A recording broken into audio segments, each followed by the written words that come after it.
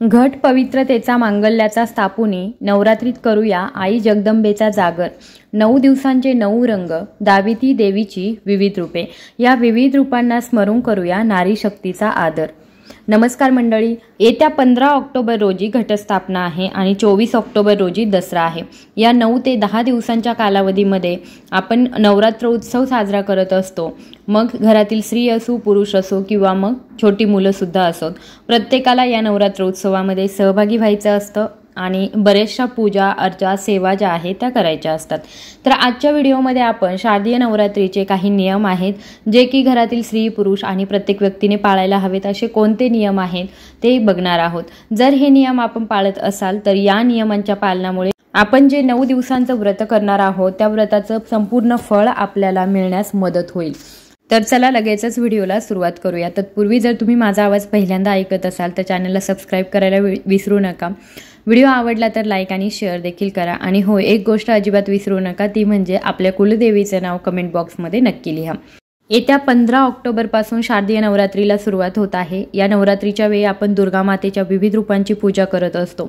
यावेळी पूजा करताना आपल्याला एक गोष्ट लक्षात ठेवायची आहे, आपल्या देवघरातले जेवढे पण देव असतात त्यांना आपण घटस्थापनेचा जो दिवस आहे त्या दिवशी व्यवस्थित असं स्वच्छ शास्त्रशुद्ध पद्धतीने स्नान घालायचं आहे, आंघोळ घालायची आहे।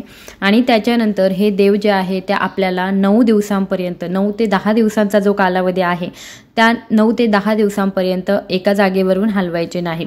याच्यासाठी आपण घटस्थापना करत असाल तरी सुद्धा हे नियम तुम्हाला लागू होतात। आणि तुमच्या घरामध्ये घटस्थापना होत नसेल, फक्त तुम्ही मंगल कलश भरलेला असेल आणि अखंड दीप लावलेला असेल तरी सुद्धा हे नियम तुम्हाला लागू होतात। त्याच्यामुळे आपल्याला शुभ मुहूर्ताच्या अगोदरच आपल्या देवघरातील सर्व देव स्वच्छ करून घ्यायचे आहे आणि यांना व्यवस्थित अशी दिशा बघून त्या दिशेला जिथे आपण घट स्थापित करणार आहोत किंवा मग तुम्ही कलश ठेवणार असाल किंवा मग अखंड दीप प्रज्वलित करणार असाल तर ही दिशा शक्यतो ईशान्य दिशा असावी। योग्य दिशा बघून मगच तिची निवड करा। आणि आपल्या देवघराजवळच ही गोष्ट असली तर अतिशय उत्तम। आणि आपण जिथे घटस्थापना करणार आहोत त्याच ठिकाणी आपल्याला आपल्या देवघरातले सर्व देव जे आहेत ते पण ठेवायचे आहेत। म्हणजे यांना आपण विड्याचं जी पानं असतात, प्रत्येक देवाखाली आपल्याला विड्याचं पान ठेवायचं आहे आणि त्याच्यावरती आपले देव जे आहेत ते स्थापित करायचे आहेत। यावेळी देव जे आहेत ते घटी जातात असं म्हणतो आपण आणि यांना आपण 9 ते 10 दिवसांपर्यंत म्हणजे दसरा होईपर्यंत एका जागेवरून हलवायचं नसतं। आपण सर्व पूजा वगैरे करू शकतो, परंतु जेव्हा घट बसलेले असतात तेव्हा देवसुद्धा घटी गेलेले असतात। त्याच्यामुळे आपण देवांना स्नान घालायचं नसतं किंवा एका जागेवरून हलवायचं नसतं। तर हे नियम सर्वांसाठी लागू पडतात, म्हणजे ज्यांच्याकडे घटस्थापना होत नसेल त्यांना सुद्धा, किंवा मग तुम्ही घटस्थापना करत असाल तर अशा वेळी तुम्हाला हे नियम लागूच पडतात। आता घटस्थापना करताना सुद्धा बऱ्याच जणांकडे वेगवेगळ्या पद्धती आहे। तर बघा, बऱ्याच जणांकडे आपले टाक जे असतात ते असतात, म्हणजे आपले पूर्वापार चालत आलेले जे असतात टाक आपल्या घरामध्ये, तर ते असतात। अशा वेळी आपण हे टाक जे आहे ते मांडून त्याच्यासमोर घटस्थापना करत असतो। परंतु ज्यांच्याकडे घटस्थापना करण्यासाठी टाक नसतील आणि अशा वेळी तुम्ही आपल्या देवघरातले जे देव आहे किंवा मग सुपारी ठेवून सुद्धा घटस्थापना करू शकता। परंतु याच्यासाठी एक नियम लागू पडतो, जर तुमचे सासू सासरे गावी राहत असतील आणि त्यांच्याकडे घटस्थापना होत असेल तर अशा वेळी तुम्ही तुमच्या घरामध्ये अखंड दीप प्रज्वलित करू शकता, परंतु घटस्थापना करू शकत नाही। वेगवेगळे निघाले असाल तर अशा वेळी तुम्ही घटस्थापना करू शकता, म्हणजे आपल्याला या पूजेचं संपूर्ण फळ मिळेल। परंतु तुमची जर फॅमिली एकत्रित राहत असेल, म्हणजे बघा सासू सासरे गावाकडे आहे आणि मुलगा शहरामध्ये राहतोय, अशा वेळी तुम्ही सासू जर घट बसवत असेल तर सुनेने हा घट बसवायचा नाही आणि सून जर घट बसवत असेल तर सासूने घट बसवायचा नाही। म्हणजे एका घरामध्ये आपल्याला एकच घट बसवायचा आहे, हा नियम आपल्याला लागू पडतो। जर तुमचे जावा भावांचे कुटुंब असेल अशा वेळी तुमची एक जाव घट बसवत असेल तर आणि तुम्ही जर वेगळे निघालेले असाल तर अशा वेळी तुम्ही सुद्धा घट बसवू शकता। म्हणजे तुमचं जे कुटुंब आहे ते वेगवेगळं झालेलं आहे, विभक्त झालेलं आहे, त्याच्यामुळे दोघीही जावा घट बसवू शकता। परंतु फक्त सासू सासरे गावाला राहतात आणि आपण जर एकत्र फॅमिलीमध्येच अजूनही राहत असाल तर अशा वेळी एका कुटुंबामध्ये फक्त एकच घट भरला जातो। परंतु आपण सर्व सेवा ज्या आहेत, घट बसवला नाही तरी सुद्धा सर्व सेवा करू शकतो, अखंड दीप प्रज्वलित करू शकतो, मंगल कलश सुद्धा ठेवू शकतो। घटस्थापना करताना अजून एक लक्षात ठेवायचं आहे, ज्या लोकांच्या घरामध्ये मंगल कलश पहिल्यापासून भरला जात असेल तर तो आपण देवीच्या नावानेच भरत असतो. आपल्या घरामध्ये तो पहिल्यापासून असेल किंवा मग ज्यांच्याकडे नसेल त्यांच्यासाठी सुद्धा आपण मंगल कलश जो आहे तो घटस्थापना ज्यावेळी करतो त्यावेळी मंगल कलश सुद्धा स्थापित करायचा आहे.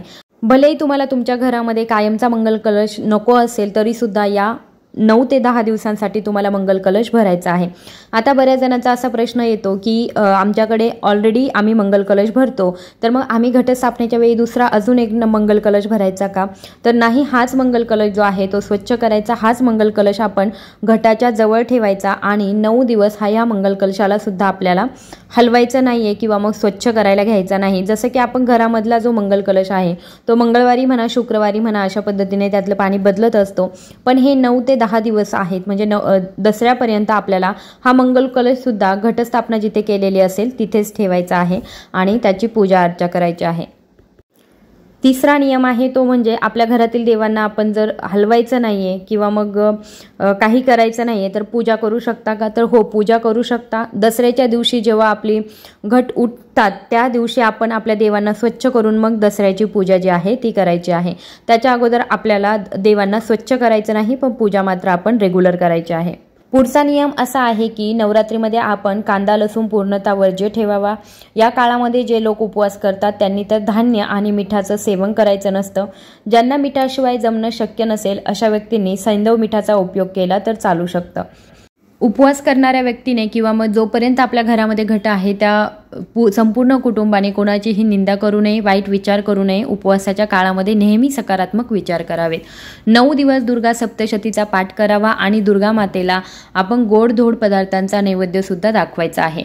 उपवास करणाऱ्याने एक नियम पाळायचा आहे, तो म्हणजे नेहमी जमिनीवर झोपायचं आहे. दुपारच्या वेळी जी व्यक्ती उपवास करत असेल त्या व्यक्तीने दुपारच्या वेळी झोपायचं नाही. रात्रीच्या वेळी तुम्ही झोपताना गादीचा वापर करू शकत नाही. खाली चटई किंवा मग खाली जमिनीवरती अंथरून तुम्ही झोपू शकता.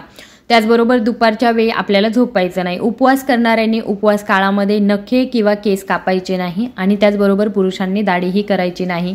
आणि महिला जर असतील त्यांना व्हॅक्स करायचं असेल, ॲब्रोज वगैरे या गोष्टीसुद्धा या 9 दिवसांमध्ये करायच्या नाही. तुम्ही 9 दिवस संपून गेल्यानंतर ही या गोष्टी करू शकता, परंतु यांचं पालन जे आहे ते नियमितपणे आपल्याला म्हणजे प्रत्येक नवरात्रीमध्ये करायचं असतं. नवरात्रामध्ये अजून एक गोष्ट ती म्हणजे ब्रह्मचर्याचं पालन करायचं आहे. त्याच्यानंतर पुढचा नियम आहे, आपण जर घरामध्ये घट बसवला असेल, आपण रोज पूजा करणार आहोत, परंतु देवीच्या घटाला आपल्याला रोज माळ घालावी लागते का? तर काहींकडे रोज माळ घालण्याची प्रथा आहे, काहींकडे विषम संख्येमध्ये माळ घातली जाते, म्हणजे 2 दिवसांतून एकदाच माळ घातली जाते आणि 2 दिवसांतून एकदाच नैवेद्य दाखवला जातो, परंतु पूजा मात्र रोज केली जाते.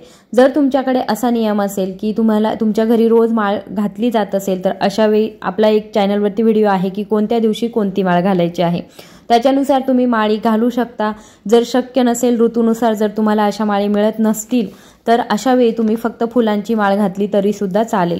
विषम संख्या ज्यांच्याकडे वापरली जात असेल म्हणजे विषम संख्येमध्ये ज्यांच्याकडे माळा घातल्या जात असतील अशा व्यक्तींनी विषम संख्येमध्ये माळा घातल्या तरी सुद्धा चालेल. अशा वेळी तुम्ही नैवेद्य बनवत असाल तर 2 नैवेद्य दाखवण्याची आवश्यकता नाही, तुम्ही 1 नैवेद्य सुद्धा दाखवू शकता.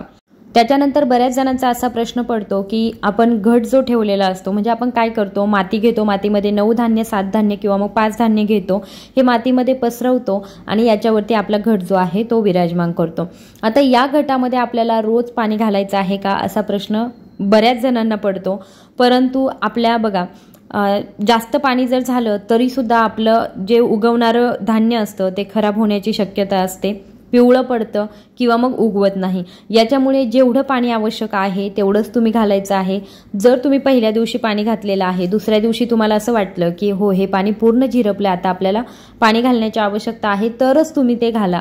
जर असं वाटत नसेल, कारण ते मटकं जे ठेवलेलं असतं ते खूप जास्त पाणी झिरपून मातीमध्ये जातं आणि हे पाणी जे आहे ते जास्त होत असतं, त्याच्यामुळे याच्यावरती लक्ष ठेवायचं. 2 दिवसांतून 3 दिवसांतून आपण थोडं पाणी घातलं तरी सुद्धा चालेल, परंतु जर तुमच्याकडे थोडीशी गरमी असेल तर अशा वेळी तुम्ही जास्त पाणी जे आहे ते घालू शकता. म्हणजे आपल्या माती किती ओली आहे हे बघायचं आणि याच्यानुसार आपण ठरवायचं की पाणी घालायचं की नाही.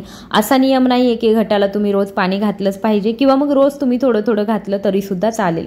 त्याच्यानंतर महत्त्वाचा नियम आहे तो म्हणजे उपवास। आता उपवास करताना ज्याच्या घरामध्ये घटस्थापना झालेली आहे त्या स्त्रीने उपवास केलाच पाहिजे का? तर असं अजिबात नाहीये। तुम्हाला जर शक्य असेल, तुमच्या घरामध्ये घटस्थापना झालेली असेल, तुम्हाला शक्य असेल तरच तुम्ही उपवास करा। आता ज्या व्यक्तीच्या घरी घटस्थापना झालेली नसेल आणि तिला उपवास करायचा असेल तर ती सुद्धा उपवास करू शकते। देवीचं अजिबात बंधन नाहीये की तुम्ही उपवास केलाच पाहिजे किंवा नाही केला पाहिजे, परंतु आपली तब्येत सांभाळून आपल्याला उपवास करायचा आहे। गर्भवती महिला असाल तर उपवास करू नका, आपल्याला ते झेपणार नाही। आणि झेपत असेल असं वाटत असेल तरी सुद्धा त्या पदार्थांचा आपल्याला त्रास होऊ शकतो, त्याच्यामुळे आपल्या बाळाला सुद्धा त्रास होऊ शकतो। याची काळजी घेऊन आपण देवीची मनोभावे पूजा करा, सेवा करा। देवी कुठल्याही प्रकारचा आपल्या बाबतीत वाईट गोष्टी करणार नाही। बऱ्याच वेळा असं होतं की आपण एकदा उपवासाला सुरुवात केली की मग आपल्याला नंतर हा उपवास जो आहे समजतं की आपल्याला हा उपवास होऊ शकत नाही। असं होण्यापेक्षा अगोदरपासूनच याच्याबद्दल सतर्क रहा की आपल्याला उपवास नाही शक्य तर देवीला मनोभावे प्रार्थना करा, काहीच होत नाही। अशा वेळी आपण उठता बसताचा जो उपवास असतो तो करू शकतो। म्हणजे पहिल्या दिवशी जेव्हा घटस्थापना आहे त्या दिवशी उपवास करायचा आणि त्याच्यानंतर 8वा जो दिवस आहे अष्टमीच्या दिवसापासून तर पुन्हा दसऱ्यापर्यंत उपवास करायचा। असा उठता बसता उपवास सुद्धा केला जाऊ शकतो किंवा मग पहिल्या दिवसापासून उपवास करायचा तर तो दसऱ्याच्या दिवशी पूजा झाल्यानंतर सुटतो। तर अशा पद्धतीने सुद्धा तुम्ही करू शकता, परंतु ते तब्येत सांभाळून करावं। त्याच्यानंतर बऱ्याच वेळा मासिक धर्म जर आला तर काय करावं असा बऱ्याच जणींना प्रश्न पडत असेल। ज्यांनी उपवास केलेला असेल त्यांनी उपवास तसाच चालू ठेवायचा आहे। मासिक धर्म असेल शेजारच्यांना किंवा मग तुमच्या घरामध्ये पुरुष मंडळी असतील तर त्यांच्याकडून तुम्ही घटाला पाणी म्हणा, देवीला हार म्हणा या गोष्टी करून घेऊ शकतात किंवा मग शेजारी पाजारी किंवा मग पाहुणे वगैरे कोणी असेल तर त्यांच्याकडून तुम्ही या गोष्टी करून घेऊ शकता। त्यावेळी आपण तिथे हात लावायचा नाही किंवा मग जायचं नाही। तेल वगैरे ज्या गोष्टी आहेत त्या वेगळ्या आपल्याला व्यवस्थित अशा काढून ठेवायच्या आहेत। त्याच्यानंतर बऱ्याच जणांचा असा प्रश्न असेल की जर आपल्याला सूतक आलं तर अशा वेळी काय करावं। जर तुम्हाला घटस्थापनेचे 2-4 दिवस झाले आणि त्याच्यानंतर जर तुम्हाला सूतक पडलं तर अशा वेळी तो घट तुम्ही तिथे हात लावू नका किंवा तिथे जाऊ नका। आपलं घर जे आहे ते सूतकाचं होऊन जातं आणि या सूतकामध्ये आपण कुठलीही सेवा किंवा मग पूजा जी आहे ती करू शकत नाही। त्याच्यामुळे कुणाला तरी बोलवून सुद्धा आपण पूजा करून घेतली तरी सुद्धा आपलं घर जे आहे ते सूतकाचंच असतं। त्याच्यामुळे आपण जेव्हा तुमचं सूतक फिटेल त्यावेळी ती पूजा जी आहे ती तशीच उचलायची आहे। त्याच्यानंतर पुढचा नियम आहे, तुम्ही जेव्हा घट बसवलेला असेल किंवा तुमच्या घरामध्ये अखंड दीप चालू असेल तर अशा वेळी तुम्ही घर सोडून जाऊ शकत नाही। घर सोडून म्हणजे काय तर तुम्ही छोट्या छोट्या कामांसाठी बाहेर जाऊ शकता, परंतु घराला कुलूप लावून आपण जसं 2 दिवसांसाठी बाहेर गेलो, 3 दिवसांसाठी बाहेर गेलो किंवा एका रात्रीसाठी तर असं जाऊ शकत नाही। दिवसभरामध्ये जर तुमच्या घरातली स्त्री घरी राहत असेल तर अशा वेळी तिने नक्की घरी थांबावं, परंतु हे पण शक्य नसेल जर दोघेही जॉब करत असाल, तुमच्या घरी घटस्थापना झालेली असेल तर अशा वेळी तुम्ही दिवसभर घर बंद करून जाऊ शकता, परंतु संध्याकाळी आपल्याला आपल्या घरी यावं लागेल। म्हणजे हे जे नियम आहे हे पाळायचे आहे। घर बंद करून जाऊ शकत नाही किंवा मग आपल्याला जर देव दर्शनासाठी जायचं असेल, नवरात्रीमध्ये आपली जी कुलदेवी असते तिला जाण्याचा एक नियम आहे किंवा मग आपण देवींना जात असतो, परंतु अशा वेळी सकाळी जाऊन संध्याकाळी येणं शक्य असेल तर तुम्ही ते करू शकता। परंतु जर हे शक्य नसेल तर अशा वेळी तुम्ही घरी कोणत्या ना कोणत्या एखाद्या व्यक्तीला ठेवून मगच घरातून बाहेर पडा। जिथे अखंड दीप प्रज्वलित केला जातो ते घर कधीही रिकामं सोडून जाऊ नये असं म्हटलं जातं। त्याच्यामुळे आपल्याला हा नियम जो आहे तो कटाक्षाने पाळायचा आहे। तुम्ही जॉब निमित्त जात असाल तर जाऊ शकता, दोघेही जाऊ शकता आणि संध्याकाळी आपल्याला पुन्हा घरी यायचं आहे। त्याच्यानंतर तुमच्या स्वतःच्या घरामध्ये एखादी स्त्री डिलिव्हरी झाली असेल आणि तिला 12 दिवस झालेले नसतील तर अशा वेळी आपल्याला विटाळ असतो आणि तुम्ही अशा वेळी घटस्थापना जी आहे ती करू शकत नाही। काहींकडे 12 दिवस पाळलं जातं, काहींकडे 1.25 महिना पाळलं जातं। जर तुमच्याकडे अशा पद्धतीने तुमच्या घरामधलीच स्त्री एखादी डिलिव्हरी झाली असेल तर या वेळेमध्ये तुम्ही घट बसवू शकत नाही। जर तुमच्याकडे 12 दिवसांचं पाळलं जात असेल आणि मुलाचं किंवा मुलीचं बारसं म्हणजे झालेल्या बाळाचं जर बारसं झालेलं असेल तर अशा वेळी तुम्ही घटस्थापना करू शकता। त्याच्यानंतर पुढचा नियम आहे तो म्हणजे हे जे नवरात्र उत्सव चालू असतो तर त्या काळामध्ये आपण आपल्या देवीची ओटी भरायची असते। मग तुम्ही ही ओटी घरामध्ये भरू शकता, 7व्या दिवशी किंवा मग 9व्या दिवशी तुम्ही देवीची ओटी भरू शकता, घरामध्ये भरू शकता। आपली ग्रामदैवत असेल तर तिथे जाऊन भरू शकता, कुलदेवीला जाणं शक्य असेल तर तिथे जाऊन भरू शकता। परंतु देवीची आपल्या जवळ घराजवळ जिथे कुठे देवीचं मंदिर असेल तर अशा ठिकाणी जाऊन का होईना आपल्याला देवीची ओटी जी आहे ती भरायची आहे। किंवा मग तुम्ही घरामधून सुद्धा आपण जिथे देवीची स्थापना केलेली आहे, घटाची स्थापना केलेली आहे, तिथे सुद्धा आपण ओटी भरू शकता। त्याच्यानंतर पुढचा नियम आहे तो म्हणजे अष्टमीचा जो दिवस असतो या दिवशी कन्यापूजन केलं जातं। आता तुम्ही अष्टमीच्या दिवशी किंवा मग नवमीच्या दिवशी अशा दोनही तिथींना कन्यापूजन करू शकता। याच्यासाठी अगदी जन्मलेल्या लहान मुलींपासून तर 10 वर्षांच्या मुली होईपर्यंत अशा मुलींचं पूजन केलं जातं। मग तुम्ही 5, 7, 11 अशा कितीही मुलींचं पूजन करू शकता। हे पूजन केल्याने घरामध्ये सुख समृद्धी येण्यास मदत होते आणि हे पूजन करत असताना तुम्हाला ज्या गोष्टी त्यांना आवडतात किंवा मग त्यांना देणं शक्य आहे, छोट्या छोट्या गोष्टी ज्या आहेत त्या द्यायच्या आहेत। कारण या दिवशी आपण देवीच्या कन्या रूपामधलं जे रूप आहे म्हणजे कन्या रूप आहे तिचं पूजन करत असतो। अशा वेळी आपण जर मुलींना खीर खायला दिली तर ती अतिशय उत्तम मानली जाते, कारण देवीचा आवडता पदार्थ सुद्धा खीर असतो आणि याच्यामुळे जेव्हा आपल्या घरी कन्या येतील तर त्यांना आपण खिरीचा नैवेद्य द्यायचा आहे। हे अतिशय उत्तम असतं। तुम्ही 8व्या किंवा मग 9व्या दिवशी हे काम जे आहे ते करायचं आहे। त्याच्यानंतर 7व्या, 8व्या किंवा मग 9व्या दिवशी देवीला पूर्णांच्या आरत्या केल्या जातात, पूर्णाचे दिवे लावले जातात। तर हे सुद्धा आपल्याला करायचं विसरायचं नाहीये। म्हणजे तुम्ही 7व्या, 8व्या किंवा 9व्या दिवशी कधीही हे कार्य जे आहे, ही सेवा जी आहे ती करू शकता। नवरात्रीमध्ये सर्वात महत्त्वाची सेवा जी आहे ती म्हणजे दुर्गा सप्तशतीचे पाठ जे आहेत ते घरोघरी केले जातात। तर असे पाठ सुद्धा आपल्याला शक्य असतील तर ते पाठ करण्याचा नक्की प्रयत्न करा। याच्यामुळे देवीची कृपा आपल्या घरावरती राहते। दसऱ्याच्या दिवशी आपण आपला घट जो आहे तो हलवत असतो। आता काहींकडे हा घट जो आहे तो 9व्या दिवशी हलवला जातो किंवा मग काहींकडे 10व्या दिवशी म्हणजे दसरा ज्या दिवशी असतो त्या दिवशी हलवला जातो। तुम्ही जर गावाकडे राहत असाल, तुमच्याकडे जर देवीचं मंदिर असेल तर अशा वेळी होम हवन झाल्यानंतरच सर्व घरातले घट जे आहेत ते हलवले जातात। त्याच्यामुळे आपल्याला गावाकडे राहत असाल तर तो एक नियम पाळायचा आहे। गावामधल्या देवीचा म्हणजे ग्रामदेवतेचा जेव्हा घट हलवला जाईल त्याच्यानंतरच आपल्या घरातले घट जे आहेत ते हलवायचे आहेत। आता याच्यामध्ये सुद्धा उपवास सोडताना सुद्धा बऱ्याच जणांकडे वेगवेगळे नियम आढळतात। जसं की गावातल्या देवीचा घट जर हलला तर अशा वेळी त्या स्त्रिया ज्या आहेत त्या उपवास सोडू शकतात। परंतु बऱ्याच ठिकाणी दसऱ्याच्या दिवशी दुपारी म्हणजे घट हलवून झाल्यानंतर घट उचलल्यानंतर मगच उपवास सोडला जातो। आता दसऱ्याच्या दिवशी आपल्याला एक गोष्ट लक्षात ठेवायची आहे, आपला घट हलवून झाल्यानंतर मग आपल्या देवांना पुन्हा आपल्याला स्वच्छ असं स्नान घालायचं आहे। आणि दसऱ्याच्या दिवशी आपल्या घरामध्ये म्हणजे आता तुम्ही जर शेतकरी असाल तर तुम्हाला तुमच्या जे शेतीचे अवजारं असतात त्यांना छान असं स्नान घालायचं आहे, त्यांची पूजा करायची आहे, त्यांना तेलात भिजवलेला शेंदूर जो आहे तो लावायचा आहे। तुम्ही जर व्यवसाय असेल तर ती उपकरणे सुद्धा त्यांची सुद्धा तुम्ही पूजा करू शकता, त्यांना फूल वाहून हळदी कुंकू वाहू शकता। त्याच्यानंतर या दिवशी सरस्वती यंत्र जे असतं त्याची पूजा केली जाते। माता सरस्वतीचा आशीर्वाद आपल्याला प्राप्त होण्यासाठी हे केलं जातं। त्याचबरोबर एखादी नवी कोरी वही असेल किंवा मग आपले लॅपटॉप असतील, कम्प्युटर्स असतील यांची सुद्धा या दिवशी आपल्याला पूजा करायची असते। आपल्या देवघरातील देव स्वच्छ करून झाल्यानंतर मग आपण आपली जी देवपूजा मांडणार असतो त्याच्या शेजारीच आपल्याला दसऱ्याची पूजा सुद्धा मांडायची असते। आता दसऱ्याच्या दिवशी आपण आपट्याची पानं वाटत असतो, एकमेकांना आपट्याची पानं देत असतो। परंतु एक गोष्ट लक्षात ठेवा, जोपर्यंत घट हलवला जात नाही दसऱ्याची पूजा आपल्या घरामध्ये मांडली जात नाही।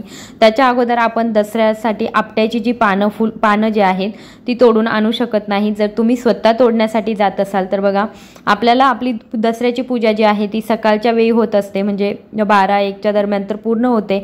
मग ही आपट्याची पानं जी आहे ती आपल्याला संध्याकाळच्या वेळी आणायची असतात। परंतु संध्याकाळच्या वेळी झाडांना हात लावायचा नसतो, पानं जी आहे ती तोडायची नसतात।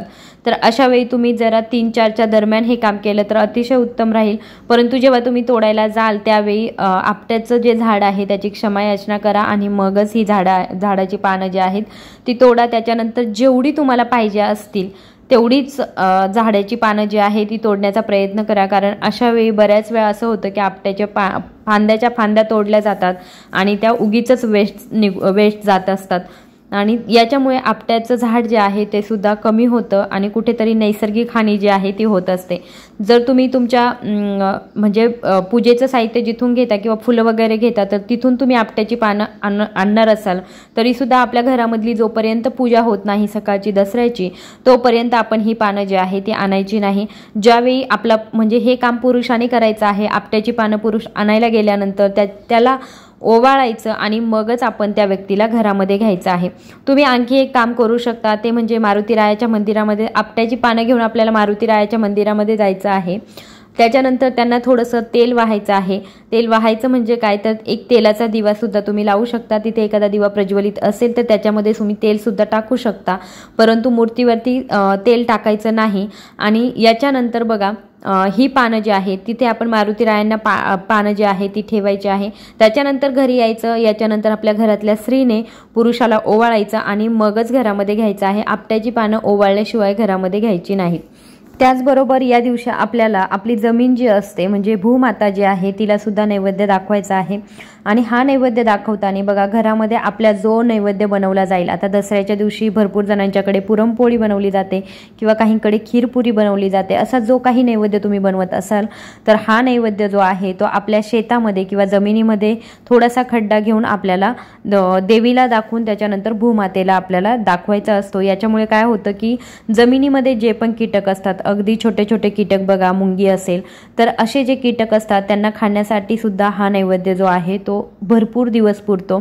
आणि याच्यामुळे असा नैवेद्य जो आहे तो भूमातेला आपल्याला दाखवायचा असतो। भूमातेबद्दल कृतज्ञता व्यक्त करण्याचा हा एक दिवस असतो, असा नैवेद्य आपण दाखवायचा आहे। तर असे काही नियम आहेत जे आपल्याला या नवरात्रीमध्ये पाळायचे आहेत। अजून काही बऱ्याचशा गोष्टी आहेत ज्यांच्यावरती आपल्या चॅनलवरती नियमितपणे व्हिडिओ येत असतील, त्याच्यामुळे चॅनलला आत्ता सबस्क्राईब करा। त्याचबरोबर व्हिडिओ आवडला तर नक्की लाईक आणि शेअर करा। धन्यवाद।